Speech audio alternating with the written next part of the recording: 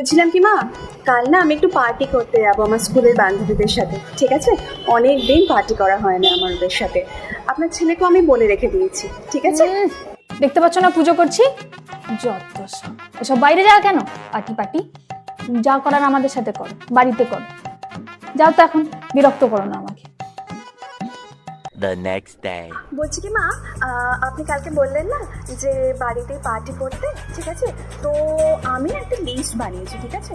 তো মোটামুটি আমি সবার নাম এখানে অ্যাড করে দিয়েছি, ঠিক আছে? কে কে আসবে পার্টিতে আমি সবাইকে বাড়িতে ডেকে নিয়েছি, ঠিক আছে?